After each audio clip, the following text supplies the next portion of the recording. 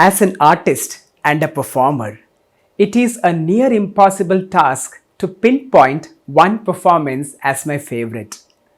I was recently asked what my favorite performance was, and although there isn't any one line answer to it, one singular piece that strikes me the most as a dancer is Nandanar Charitram, a padam. It encapsulates the emotions of a devotee who visits the temple to get a glimpse of his Lord. But a huge stone idol of Nandi and the crowd of devotees block his view. The other devotee advises him to come back later, but he cannot bear to live without his Lord's darshan. Seeing his devotion and perseverance, the Nandi moves out of his way to give him a clear, unobstructed view of the Lord.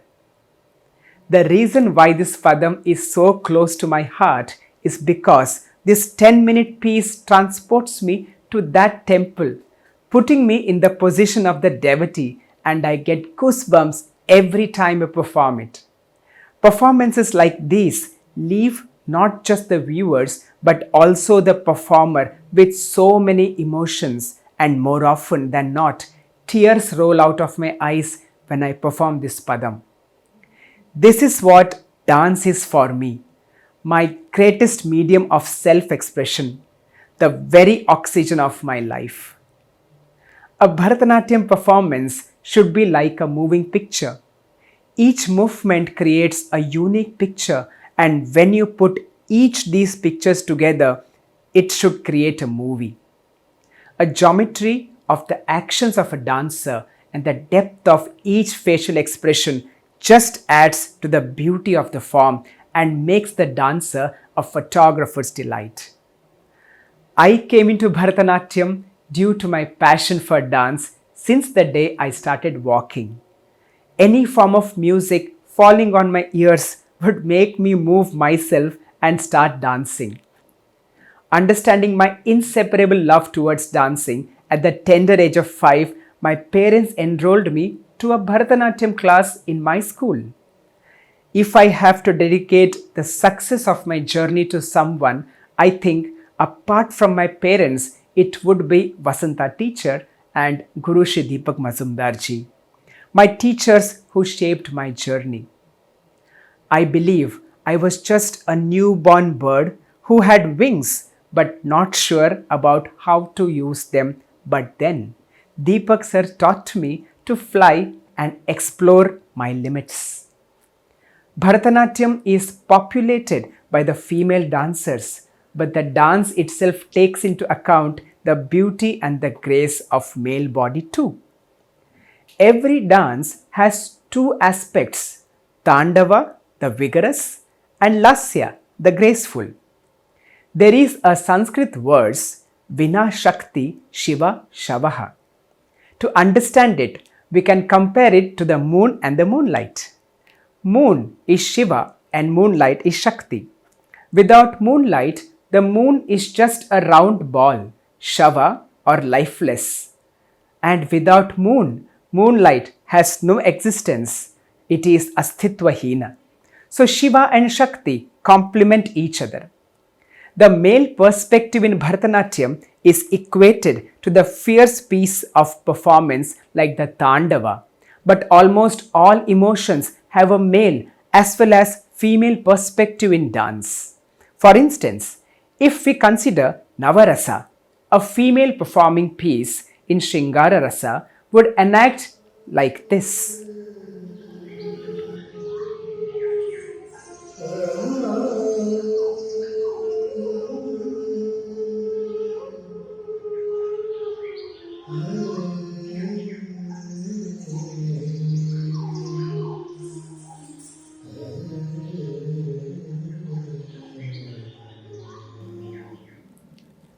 Similarly, when a male performs this, it will be like this.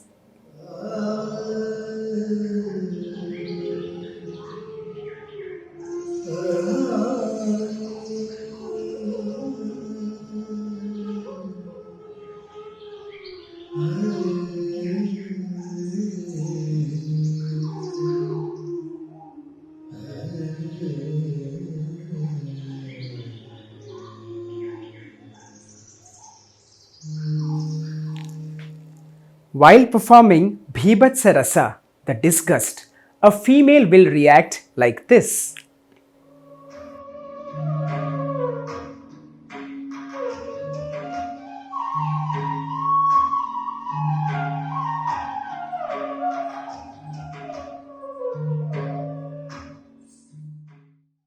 But the male will be enacting it like this.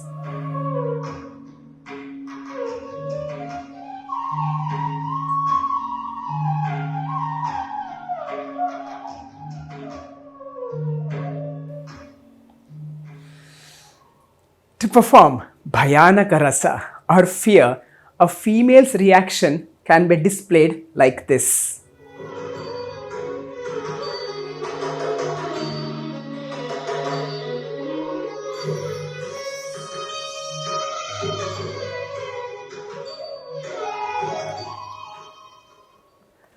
Yet the male character would react to the same situation like this.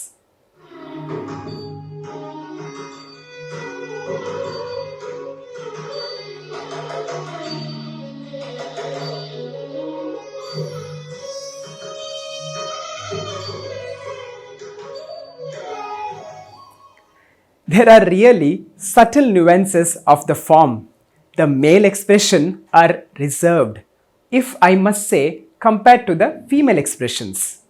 A very simple common life example that I would like to present it is, suppose a child is ill and his parents are at his bedside, a mother would enact it like this.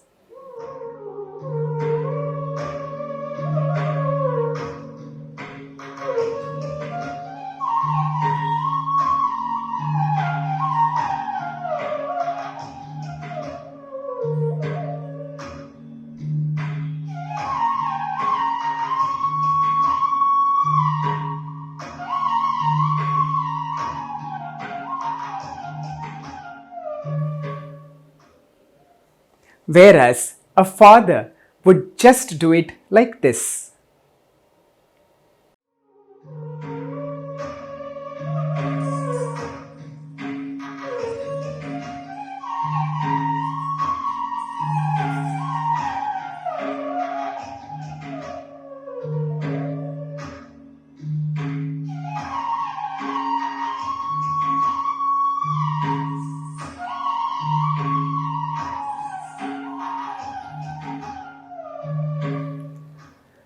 These are very subtle differences between the rasas expressed by male and female dancers. However, differences in emotion should not be seen as lack of grace.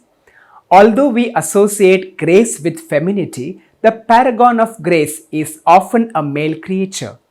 Let me elaborate it for you. We have the concept of Gajagamini, a woman walking gracefully like an elephant. Elephant essentially, a male when shown walking in a dance appears like this.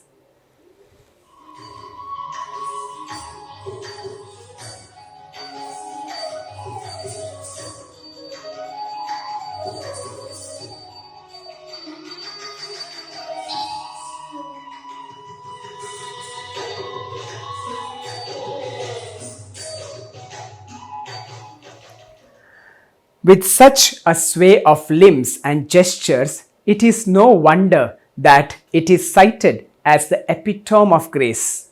Another classic example is that of a peacock. A peacock dance in Bharatanatyam is shown like this.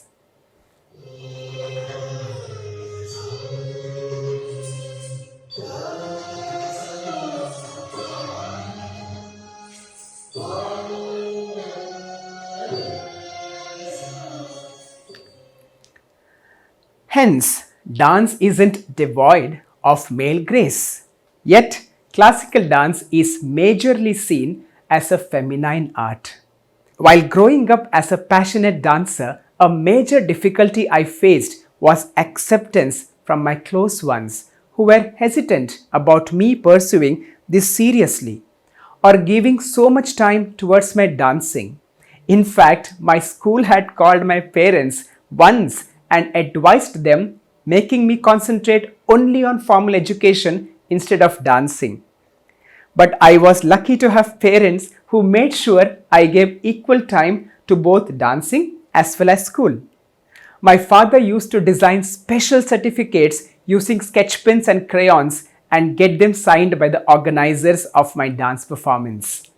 They never stopped me from dancing and never asked me what I wish to become in my future. I guess they knew my life is dance. It often feels like I didn't choose dance, dance chose me.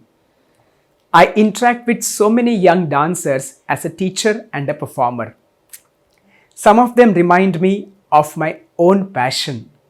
I know there are a lot of Pavitras out there who lose themselves and find themselves through dance. I started dancing for myself, but I never realized when it became for the community. A lot of young boys who are gifted dancers are discouraged from pursuing the form because of social pressures. People are still not comfortable with the idea of men wearing makeup and dancing on stage or pursuing dance as their career instead of finding a stable source of income. This brings me back to the padam I mentioned in the beginning of this talk.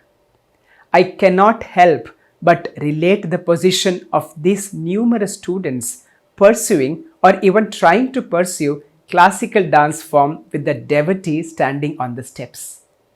Art in itself is the purest form of devotion, and above everything is a legacy handed down by the earlier generations. There is still a huge stone Nandi in front of them, made up of all the preconceived notions that leaves the society with closed minds towards classical dance as a profession, especially for a male artist vying to materialize their dreams. However, it is with piety and devotion towards the form, as well as an urge to be on the stage and perform, we would be able to shift the mindset, the Nandi in front of the devotee, to reach our goal of experiencing and spreading the beauty of the art of Bharatanatyam.